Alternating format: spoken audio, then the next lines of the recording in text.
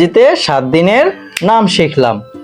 প্রথমে Saturday, SATUR Saturday, DAY day Saturday. তারপর Sunday, SUN Sun, DAY Sunday. 3 Monday, MON Mon, DAY day Monday. 4 Tuesday, TUES Tues, DAY day Tuesday. 5 Wednesday, WEDNES Wednes day, DAY day Wednesday. 6 Thursday, THURS Thurs, DAY day Thursday. 7 Friday, FRI Fri, DAY day Friday.